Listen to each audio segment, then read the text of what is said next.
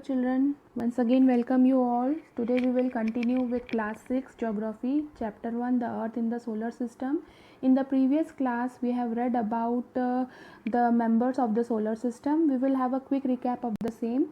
First and foremost, we have read about the sun. The sun is a star which lies at the center of the solar system, and it acts as a controller of the solar system, which controls the movement of the planet, not only planets but satellites and even whatever the other celestial bodies are there in the solar system. All movements are controlled by the gravitational pull of the sun. Then we have seen about the planets. Planets are the celestial bodies which are moving around the sun, and we have seen that the two types of planets are there, inner planets and the outer planets. Inner planets, Mercury, Venus, Earth, Mars, they are the inner planets, and outer planets, Jupiter, Saturn, Uranus and Neptune, they are the outer planets, and there is an asteroid belt between them to apart them from each other. Then we have also seen the differences between the inner planets and the outer planets. Inner planets are made up of rocky material, rock and the metal lumps, and the outer planets, they are made up of gaseous matter.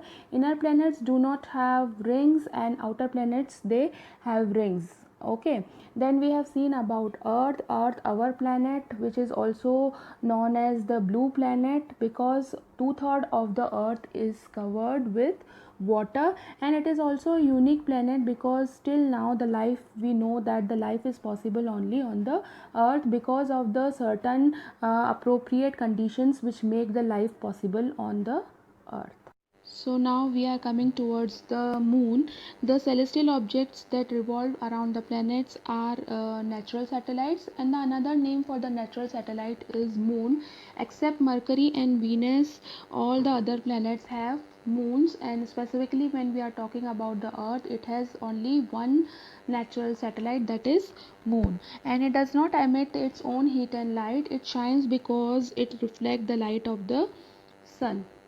And it is about, when we are seeing the distance of the moon and the earth, it is about 3,84,400 kilometer, which is comparatively very less as that of the sun. The sun is about at a distance of 150 million kilometer away from the earth, and moon is comparatively having very less distance. That's why it is appearing quite big to us. And also the size is also very small, even as compared to, not only as compared to sun but as compared to earth also. The size of moon is comparatively small, and it takes about 27 days to complete one revolution around the earth, and the same time it takes to rotate around the sun also. That is the reason why we see only the one side of the moon, and only one side is visible to us on the earth. And there are mountains, plains and depressions on the moon, and their shadow is coming to the surface of the earth. It has an uneven, rough and the rocky surface with huge craters inside that, and there is no air, and sometimes some water may be, nowadays it is discovered that some water is there in the moon, but still life is not possible on the moon. Now the another member of the solar system are asteroids.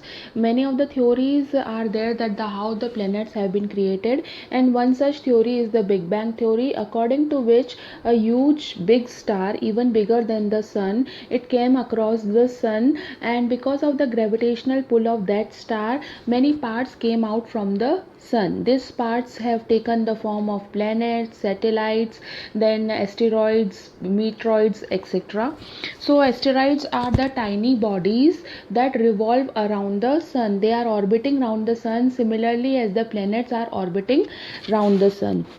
and they are, I have told you before also that there is an asteroid belt between the inner planets and the outer planets, which is considered as a dividing line between this inner planets and outer planets, and the asteroids are accumulated in this asteroid belts. So what are asteroids? Celestial bodies that revolve around the sun between the orbits of Mars and Jupiter are called asteroids, and they are considered, scientists have discussed or believed that they are the parts of the planet which exploded millions of years ago. They are the broken parts of the planets and which are revolving around the sun. And they could also be, it was also believed that they could also be the matter that was left over after the planets were formed. So the another name given to the asteroids are the planetoids, and they may be the broken part of the planet, or maybe the matter which is left out when the planets have been formed, and are considered as planetoids.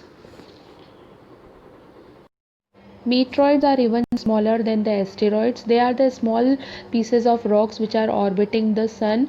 They are orbiting the sun similarly as the planets are orbiting, and when this rock masses, they are coming near the earth, so they are pulled by the gravitational force of the earth, and as a result this meteoroid enter into the earth atmosphere. And since earth atmosphere is made up of oxygen, oxygen is having a feature to help in burning, so similarly here also they help the meteoroid to burn, and as a result of heating, the streaks of light which are producing from it, it falls on the earth, and it looks like that the stars are shooting from there, and they are known as the shooting star. So these meteoroids are only the shooting stars, and the partly burned fragments of rock materials, they sometimes fall on the surface of the earth, which cause huge dents or the craters in the earth's surface. So these rock fragments are called as meteoroids. Space research nowadays has become an important part of the global development. One of the well-known international space research center in the world is NASA. I hope you all know about it in USA, and in India space research is conducted by ISRO, that is Indian Space Research Organization. So this is the end of the lesson. I hope you all understand. Now I am giving you some questions. Please note it down. First and foremost, define the following terms. Again I am repeating, define the following terms. First one, asteroid. Second, shooting stars. First one, asteroid. Second, shooting stars. Now second question, name the dividing line between the inner planets and the outer planets. Name the dividing line between the inner planets and the outer planets. Third one, why do we get to see only one side of the moon from the earth? Again I am repeating, why do we get to see only one side of the moon from the earth? So please try to do it in your notebook. Thank you and have a nice day.